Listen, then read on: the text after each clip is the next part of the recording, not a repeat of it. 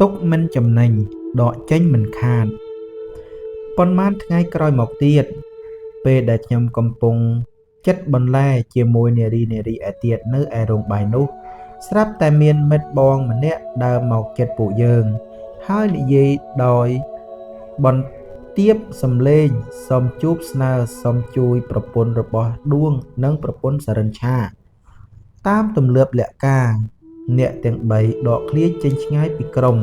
ហើយក៏ជជែកគ្នា2-3ម៉ាត់រួចនារីទាំងពីរក៏វិលត្រឡប់ទៅបន្ទប់រៀងខ្លួនវិញ5នាទីក្រោយមក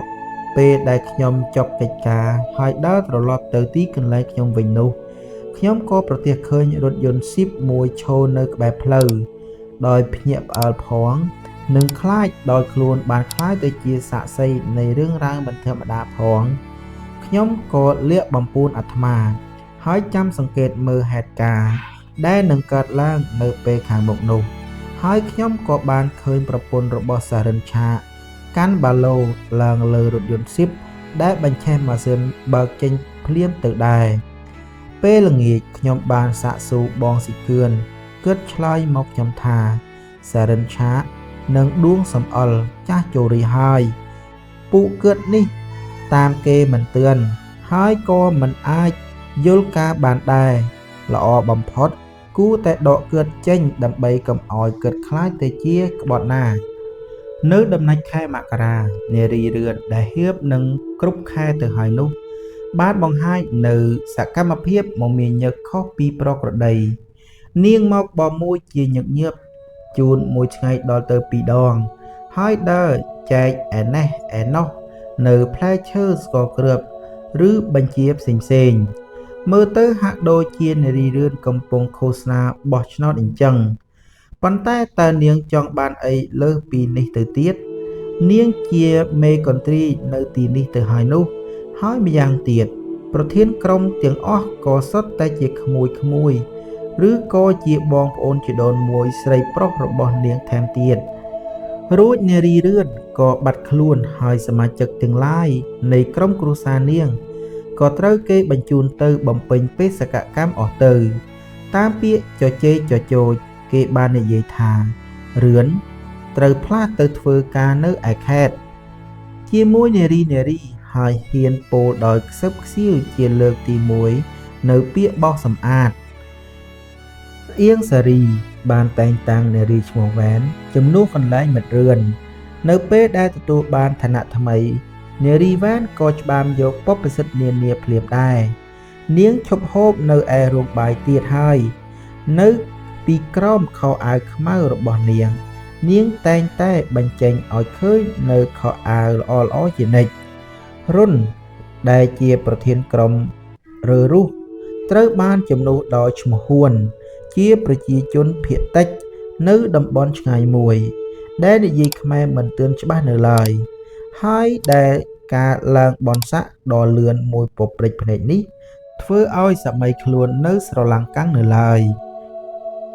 ដោយធ្លាប់ឃើញឡានតែពីចម្ងាយហ៊ួនប្រកែកដាច់ណាត់មិនព្រមអង្គុយនៅក្នុងកាប៊ីនឬនៅឯរទេះឡានក្រោយឡើយផ្ទុយទៅវិញកើតឡើងទៅអង្គុយពេនភ្នែនយ៉ាងហីលើដំបូលឡាន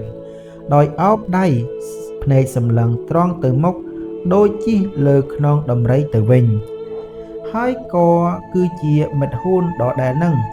ដែលថ្ងៃមួយបានលើកគម្រោងធ្វើការចិញ្ចឹមមេមឿនដ៏ទូលំទូលាយមួយដើម្បីផ្គត់ផ្គង់សាច់ដល់អង្គការ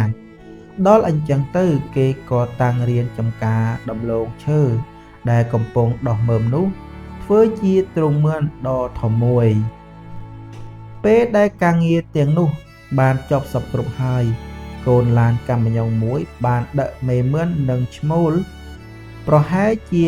100ក្បាលមកពេលនោះបញ្ហាផ្គត់ផ្គង់ចំណីអាហារដល់មឿននេះក៏បានលេចធ្លាយចេញយ៉ាងស្រេចស្រាលតែម្ដងដល់អញ្ចឹងផ្លូវមានតែមួយគឺបន្ថយរបបហូបចុករបស់យើងឬមួយលែងឲ្យសត្វទាំងនោះដើររកចំណីខ្លួនវាហើយនេះ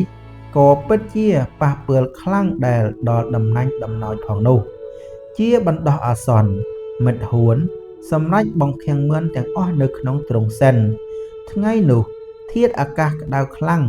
ពេលល្ងាចនៅពេលដែលទៅអើតមើលមឿនរបស់ខ្លួន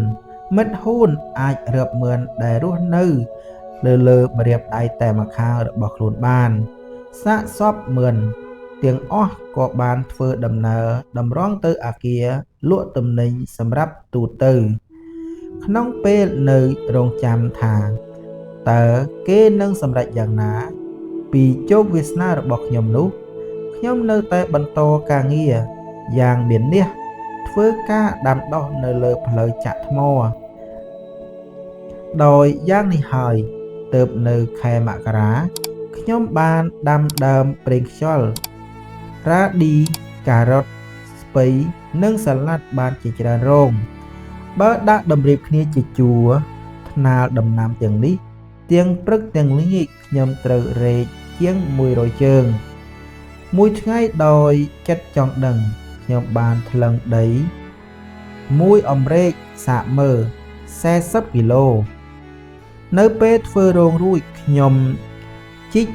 បងអូមមួយតាមបន្តោយផ្លូវហើយនៅពីលើអាចដី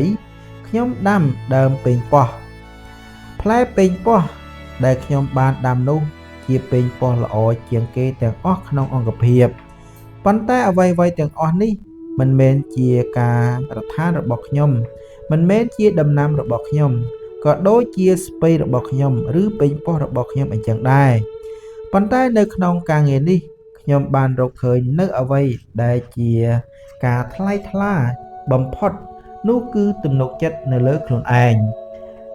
នៅពេលដែលខ្ញុំប្រយុទ្ធតតាំងនឹងធម្មជាតិខ្ញុំបានរៀនស្គាល់ពីខ្លួនឯងបានច្បាស់ថែមទៀត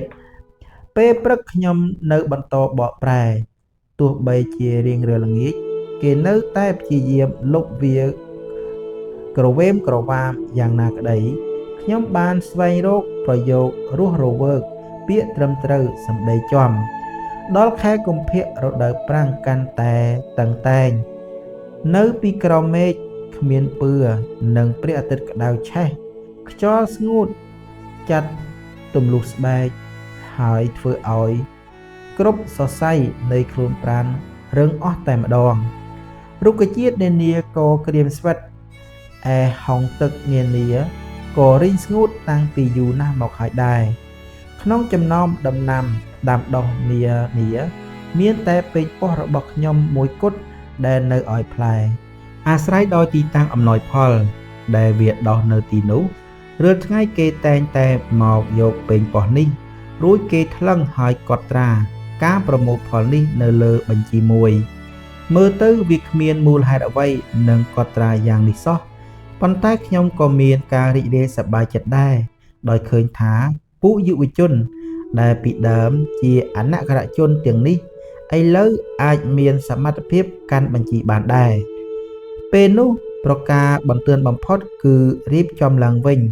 ពីរឿងស្រោចទឹកដំណាំថ្លុកតូចៗដែលគេចោះទៅដងទឹកដោយស៊ូតាមបន្ទះក្តារប៉ែលប៉ោលនិងរអិលព្រិលនោះលែងប្រើកើតទៀតហើយហេតុនេះឱកាសល្អដើម្បីជីកអាងទឹកឲ្យសមសួនមួយនោះបានមកដល់ហើយអ្នកនៅក្នុងមន្ទីរទាំងអស់បានខ្នះខ្នែងក្នុងការងារនេះប្លង់អាងទឹកត្រូវបានគេវាសគូឡើងអាងទឹកនេះនឹងមានរាង4ជ្រុងស្មើហើយជ្រុងនីមួយៗ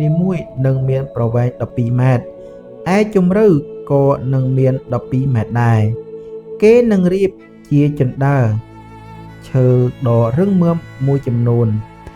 នៅក្នុងអាងគេនឹងដាក់ត្រកួនហើយនឹងអណ្ដើកឯជុំវិញគេនឹងដាំដើមក្រូចឆ្មាដើម្បីស្រួលអណ្ដើកពងថែមទៀតការវាយលុកក៏ចាប់ផ្ដើមគេបានដាក់ចង្គៀងម៉ែត្រដើម្បីបំភ្លឺហើយមានទាំងអូខូស្នាក់ស័ព្ទថែមទៀតខ្ញុំក៏បានចូលរួមក្នុងពលកម្មនេះដែរនៅម៉ោង5ភ្លឺមនុស្សម្នាទាំងអស់ក៏សឹងតែទាំងអស់មានមុខនៅកន្លែងពលកម្មជាស្រេចក្នុងយប់ងងឹតពន្លឺចង្គៀងម៉ែត្រ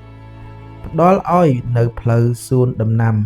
នៅទស្សនភាពដូចជាការដ្ឋានឧស្សាហកម្មដ៏ធំមួយអញ្ចឹងមើលទៅគួរឲ្យអស្ចារ្យណាស់ហើយទាំងអស់គ្នាធ្វើពលកម្មក្នុងបរិយាកាសដ៏រីករាយបំផុតចំពោះពួកបញ្ញាជនដែលចូលរួមក្នុងការដ្ឋាននេះពួកគេលែងចាត់ជាហត្ថកម្មជាពលកម្មអ្នកក្រីក្រតោកយ៉ាទៀតហើយក៏រឹតតែមិនមែនជាទនកម្មឬក៏ជាការហាត់ប្រាណទេស្ថិតនៅស្មើភាពពីមុខដីបញ្ញាជននិងយុទ្ធជនក៏ខ្លាចទៅជាមិត្តរួមពលកម្មនឹងគ្នាហើយពីស្ថានភាពបែបនេះហើយដែលលេចចេញនៅភាពរីករាយសប្បាយដ៏ពិតប្រាកដមួយខ្ញុំសប្បាយរីករាយណាស់ហើយខ្ញុំមានអារម្មណ៍ដូចខ្លួនឯងតូចច្រមុះផងធំពេញវ័យផងអញ្ចឹងពេលនោះខ្ញុំហាក់ដូចជាដំណក់ទឹកផងជាមហាសាគរផងយ៉ាងនោះដែរនៅវេលាថ្ងៃសៅរ៍មុនដាច់ខែកុម្ភៈមួយអាទិត្យនៅពេលដែលវិទ្យុចាប់ផ្ដើមឲ្យសញ្ញានៃការផ្សាយនៅពេលព្រឹកនោះខ្ញុំក៏បានដាក់ដងរែកចុះដើម្បីទៅរៀបចំថតសំឡេងដោយសប្ដងខ្ញុំយកអីវ៉ាន់ទៅរៀបចំទុកដាក់ហើយនៅពេលលាងជើងនិងអោនក្បាលលុបមុខបណ្ដើខ្ញុំផ្ទៀងត្រចៀកស្ដាប់កម្មវិធីដឹងថាវិទ្យុកំពុងតែផ្សាយកម្មវិធីដោយពីម្សិលមិញដដែលហើយរឿងនេះមិនដែលកើតមានសោះឡើយឬមួយក៏វាមានការរអាក់រអួលផ្នែកតិចនិចសំណួរនេះបានចម្លើយមកវិញនៅពេលជាយូរក្រោយមកគឺនៅពេលដែលខ្ញុំដឹងថាក្រុមវិទ្យុទាំងមូលត្រូវគេចាប់ខ្លួនព្រោះរឿងប៉ះពាល់សីលធម៌នោះឯងពេលវេលាស្អែកឡើងខ្ញុំឃើញតូចនិងវណ្ណាត្រឡប់មកកន្លែងវិញទាំងថ្ងៃរសៀលនៅឡើយដែលជាប្រការមួយមិនដែលមានសោះតាំងពីដើមរឿងមកប៉ុន្មានពេលមកហើយដែលគេតែងនិយាយថាអ្នកទាំងពីរកំពុងឡើងកូដហើយពួកគេនឹងត្រូវតែងតាំងជាឯកអគ្គរដ្ឋទូតហើយដោយនឹកស្មានសេចក្តីសម្រេចប្រហែលជាចេញហើយនោះខ្ញុំក៏បានទៅលាអ្នកទាំងពីរវណ្ណាសប្បាយរីករាយណាស់នាងនិយាយប្រាប់ខ្ញុំថាពួកយើងត្រូវទៅជនបទហើយអញ្ចឹងការប៉ាន់ស្មានទាំងប៉ុន្មានគឺត្រឹមត្រូវមែនហើយពួកគេនេះនឹងចេញទៅធ្វើទស្សនកិច្ចនៅតំបន់ខ្លះៗមុននឹងចេញទៅបរទេសមិនដល់5នាទីផងពួកគេរៀបចំអីវ៉ាន់ហើយសពគ្រប់ហើយនៅឯក្រៅរថយន្តស៊ីបមួយរងចាំពួកគេរួចជាស្រេចតាមទម្លាប់ថ្មីនោះវណ្ណាបានចេញដំណើរទៅដោយឥតលាកូនខ្លួនមួយម៉ាត់ឡើយនៅក្នុងពោះខ្ញុំលួចសរសើរអ្នកទាំងពីរពន់ពេកពួកគេធ្លាប់ជាមិត្តខ្ញុំអស់ជាង10ឆ្នាំមកហើយវេលាស្អែកឡើងបងស៊ីគឿនលឿនមើលឡើងថាយីអាក្បត់តូចនេះចំមែនវាមិនព្រមសារភាពទៀតពេលដែលបងអៀងសេរីខំយកចិត្តល្អជួយបង្ហាញផ្លូវនិងយឹតយងវាហើយវាចង់ធ្វើគ្រឿនបើផងអានេះគ្រឿនតែទៅដល់កន្លែងសន្តិសុខវាមានអីសារភាពតិចយីអានេះ